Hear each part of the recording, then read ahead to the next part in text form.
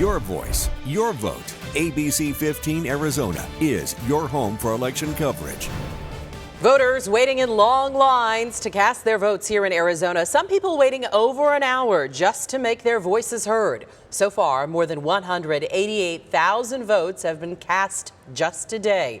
And a live look from our Cliff Castle chopper from a voting center in Mesa. This is near Chrisman and Southern. We just checked. That line is an 81-minute wait. This as polls are about open for about another 2 hours here in Arizona. Polls close at 7 o'clock in case you have not voted yet or have not dropped off your early ballot. Remember, if you're in line at 7, you can still vote. But it hasn't exactly been a smooth day for election officials. Throughout the morning and afternoon, voters have reported long lines and some issues with voting machines. Yeah, so one of the complaints there is that machines were not accepting ballots at some of the sites. There are 223 polling locations in Maricopa County. According to officials, about 20% of them were having issues with their tabulation machines. This afternoon, officials told us they had identified the issue and have a solution.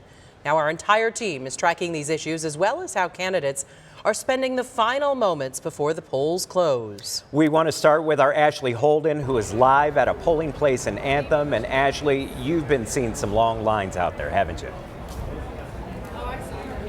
And I actually want to show you this. I was just talking to a woman that was standing right here beside me. She's moved up a little bit in line, but take a look at this. This was the timer on her phone. She says she was waiting in line for an hour and 52 minutes and she is still not inside to vote. I also want to show you the long line that we're seeing right now. So that woman is in front of me. We are over 75 feet away from where they're actually going in, that polling location. So that is the finish line. Now take a look at where this all starts. We're going to wrap you around. Jonathan is going to show you. Take a look at all of these people in line here at the Anthem outlets, and the line stretches. See the Nike building? You might be able to see it through those trees. That is where the line starts and even wraps around the building. We have been here for hours talking to voters, and we did talk to some people who said that they were seeing those issues with the tabulation machines, scanning those ballots. We do want to make it very clear that we have been told by election officials that was because there were issues printing the ballots. But when we talked to some of those voters, they described what they saw inside. Some of them were very frustrated, others not bothered at all. We ran it through a couple of times and he was taking it and he was flipping it both ways. And then by the 6th time, it finally took. Do you trust the process? I trust in the process, and I trust in the individuals that we put in place to take care of it. And I mean, there's a lot of great volunteers that put a lot of time into it, and it's just part of the process. And you just have to trust the process is going to work, and and make your voice heard. And again, we have been talking to Maricopa County election officials saying that they have been working on the issue and they think found a solution. But again, I want to show you these long lines here. Take a look at all of these people waiting. We have been telling some of them were confused that they could actually leave and go to another polling location. Other people were here and they said, we are going to stick it out. This is where I cast my ballot and I am going to wait, even if it takes 2 hours, which we have heard from some people, the whole process taking them 2 hours. We're going to try and catch up with that woman who had that timer on her phone to see just how long the process took. But again, out here, lots of people waiting, and this is kind of the time that people kind of filter in after work. So we'll have to see if this line gets even longer. For now, live in Anthem, Ashley Holden, ABC15 Arizona. Thank you, Ashley. Now let's turn to our Mark Thompson, who's been tracking long lines at the polling location on ASU's Tempe campus. What do the lines look like now, Mark? Yeah, good evening to you. Kind of much the same situation as Ashley was talking about. Take a look. You may be able to see where the line starts way back there through the trees. At least here on campus, it's been more of a festive type atmosphere. Certain student groups have been out here handing out free pizza and free water, encouraging students to just hold on, wait it out, and vote. But the process is a little bit different here than it is in a lot of locations. Let me show you now. The line, you can actually get into the building right there. So that's how long the line was. Yeah, the process is a little bit different. They have to call out the student's name and then hand them their ballot before they're able to go and cast their votes. And that's what's taking a little bit of time. But the student says despite the wait, they still want to make sure that their voices are heard, especially with all the issues they've been hearing as far as voting is concerned here in Arizona. There's a lot of controversy in voting here, so I think it's just good to improve that as well. I could definitely see it deterring some people, but I'm done with class for the day, so here I am voting. And you can hear that one student talking about maybe these long lines might deter some students from voting because they might have to get to class or have other things going on, and they see a line like this and they may want to move on. When I was out here earlier, it was about a 45-minute wait from start to finish. That has increased now to over an hour. But again, remember, if you are in line at 7 o'clock when the polls close, you will be able to vote. So I know that's good news to a lot of the students who have been waiting it out for a long time. That's the situation here in Tempe on the campus of ASU. Reporting live, Mark Thompson, ABC15 Arizona. Send it back to you. Mark, thanks. Let's head to Buckeye, where we also heard reports of voting issues. Our Patrick Hayes has been following those all day long for us. Patrick?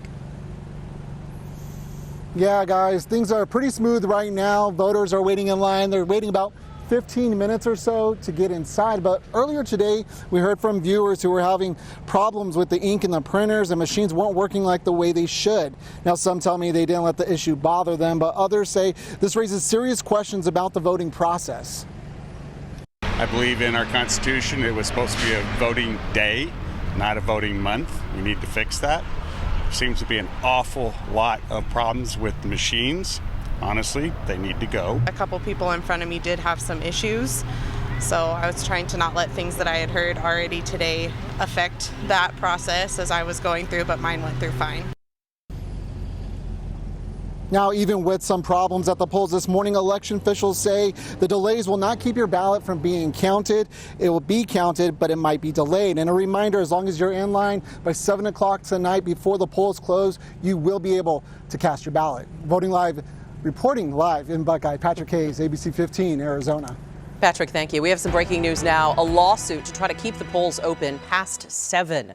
Republican candidates, along with the Republican National Committee, are asking a judge to extend the voting hours here because of printing issues at several voting centers in Maricopa County. They're also asking that no results be released until 11 o'clock tonight. If that happens, we're going to let you know what we hear on the outcome of this lawsuit throughout the evening. Our Nicole Grigg is at the Maricopa County election headquarters tonight following today's issues at the polls. Nicole.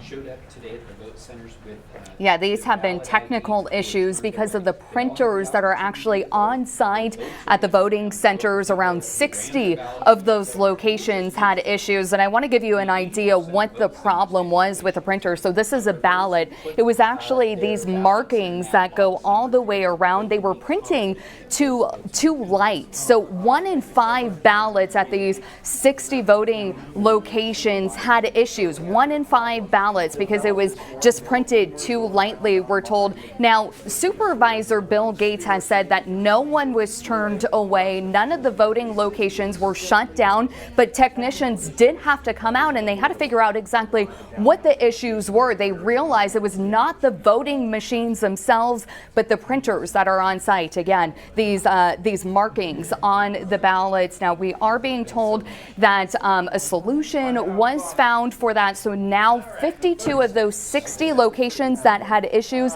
they have been resolved. You know, it's 5 o'clock, so we have about 2 more hours right now until those polls close. But there were protocols set in place. If someone's ballot did not read at the voting centers, people were able to put their ballots in a drop box, so to speak, inside the voting machine. So right here, you can see that slot number 3. People were able to add their ballots into there. They will be brought here to the Maricopa County Tabulation Center. Likely tomorrow is when those will be counted. We're live in Phoenix. Nicole Grigg, ABC 15, Arizona. So here in Arizona, we could have some of those results delayed because of the issues at voting centers in Maricopa County today. Republican candidate Carrie Lake's spokesperson shared this image showing the printing issues that caused the problems with the tabulators reading those results. The issue, as you just heard from Nicole, has been fixed at most of those voting locations. And we want to bring in our data expert, Garrett Archer, on all of this to break down why this is happening out there. Yeah, and Garrett, what does this mean for the ballots impacted? So as Nicole showed you on those ballots and you saw in that picture, that's what's called the timing marks on the ballots. And as we saw with the blotchiness in those timing marks, that that is what was causing the tabulators to kick out this ballot. So interestingly, the tabulators were doing exactly what they were supposed to do. They were kicking out a ballot that they couldn't understand where your precinct was, or what. That's what those timing marks are for. They're to identify the precinct, to identify what ballot you're supposed to get. Although I want to make sure that everyone knows that this is not, there's nothing identifiable to you in these timing marks. It just simply identifies the ballot. And so these were getting kicked out, and so they have to be, as we saw, that they put into that secure drop box inside the tabulator, and then those are brought to the central count tabulator and are tabulated later. So just to be extra clear, it's not that the vote is not counted, it's just not counted right there in front of you. It's taken downtown? Correct, yeah. It will be taken downtown, and it will put, it doesn't have to be signature verified, obviously, because you've already been checked in. So the ballot will simply be taken out of there, and then it will be brought in with the rest of the ballots, the early ballots, everything else that has to be tabulated in those larger ICX central count machines, and then it will just go through its regular process from there. So those of us that vote at home, which is so much easier to do, they're verifying the signature downtown.